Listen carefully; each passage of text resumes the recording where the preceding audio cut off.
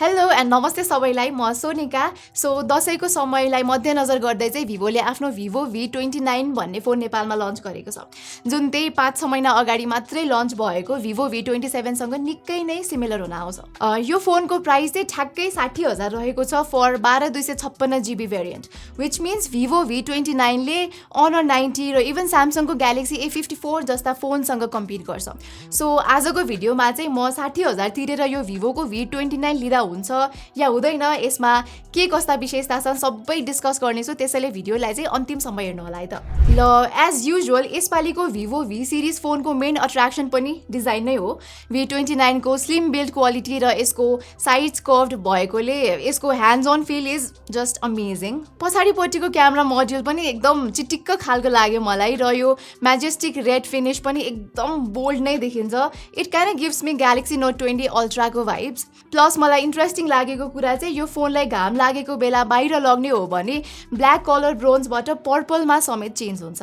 Anyway there is just IP54 dust and splash protection यहाँ, whereas Vivo V29 को global भेरिएन्टमा चाहिँ you get IP68 rating. So नेपालको भेरिएन्टमा पनि proper IP68 rating भएको भए चाहिँ it would have been much better.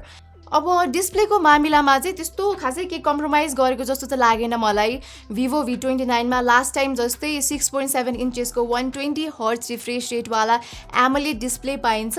Although यसपालि भिभोले चाहिँ रेजोल्युसन भने 1080p बाट बढाएर 1200p मा अपग्रेड गरिदिएको छ, which is very good. Other than this Vivo V29 को डिस्प्लेको कलर रिप्रोडक्सन ब्राइटनेस लेभल्स पनि राम्रै लाग्यो। अब यो सँगै अटो रिफ्रेस रेट पनि त्यस्तो राम्ररी अप्टिमाइज छैन V29 मा। एज यु क्यान सी 60 र 90 हर्ट्जमा मात्रै सीमित हुन्छ यो फर सम रिजन। सो मैले चाहिँ धेरै जसो 120 हर्ट्ज मोडमा नै चलाएँ, तर यो मोडमा चाहिँ ब्याट्री अलि बेसी खान्छ यो फोनले। कन्टेन्ट कन्जम्सनको लागि भने V29 मा वाइड ब्यान्ड L1 र HDR10+ सर्टिफिकेसन त छ, तर त्यसलाई फेरि कम्प्लिमेन्ट गर्दै यहाँ भिभोले अझै पनि सिङ्गल डाउन फायरिङ स्पिकर मात्रै प्रोभाइड गरेको छ, जसको क्वालिटी इज जस्ट एभरेज। पर्फर्मेन्सतिर लाग्यो अब चाहिँ। र इन्ट्रेस्टिङली Vivo V29 मा क्वालकमको स्न्यापड्रागन 778G प्रोसेसर युज भएको छ, जुन यही प्राइस रेन्जमा पाइने Honor 90, नथिङ फोन 1 र इभन Galaxy A54 सँग कम्पेयर गर्ने हो भने यसको performance is not that bad. Price हेरिकन भिभोले यो भन्दा बेटर चिप दिन त सक्थ्यो जस्तो लाग्छ मलाई, तर at least reliable Snapdragon 778 cheap use गरेर होला Vivo V29 मा पर्फर्मेन्स अप्टिमाइजेसन इस्यु भने छैन, specially in terms of gaming. र Galaxy A54 सँग कम्पेयर गरे हेर्ने हो भने पनि प्र्याक्टिकली सबै गेम्समा Vivo V29 performs better. Higher FPS र स्टेबिलिटी मात्रै नभएर टेम्परेचर्स पनि V29 मा नै बेटर थियो। त्यही पनि गेमिङकै लागि यो फोन किन्दै हुनुहुन्छ भने चाहिँ this is still not the best choice. Okay, अब सफ्टवेयर वाइज यसमा तपाईँले Android 13 मा आधारित फन टच OS 13 पाउनुहुन्छ र भिभोले यहाँ 2टा मेजर OS अपग्रेड्स र 3 इयर्ससम्मको सफ्टवेयर अपडेट्स पनि प्रमिस गरेको छ, which is quite nice to see actually. अब यो स्यामसङले दिने जतिको अपडेट कमिटमेन्ट नभए पनि एउटा राम्रै स्टेप हो भन्छु म चाहिँ। मलाई फन टच OS को एक्सपिरियन्स ठिक्कै मात्र लागे पनि आफ्नो फोन कस्टमाइज गर्न चाहनेहरूलाई चाहिँ यो एकदमै मन पर्न सक्छ, बिकज यहाँ त्यसको लागि चाहिँ टन्नै अप्सन्सहरू दिएको छ भिभोले। भिभोको चाहिँ V सिरिज फोन्समा क्यामेरा युजुअली राम्रै हुन्छ र यो टाइम पनि it's the same thing.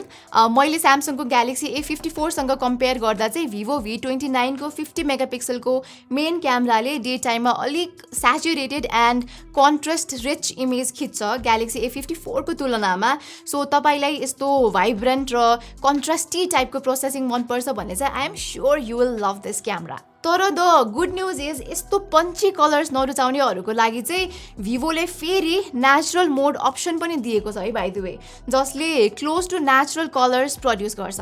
But अब कहिलेकाहीँ चाहिँ यसको फोटोज ओभर सार्पन चाहिँ आउँछ है, इभन अल्ट्रा वाइड क्यामेराबाट पनि।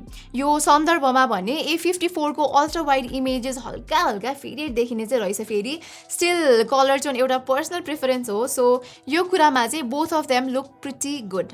पोर्ट्रेट्समा पनि सेम कुरा रिपिट हुन्छ। भिभोले सुपर भाइब्रेन्ट र बुस्टेड कलर प्रिफर गर्नुसँगै यसको एज डिटेक्सन पनि राम्रै लाग्यो मलाई चाहिँ।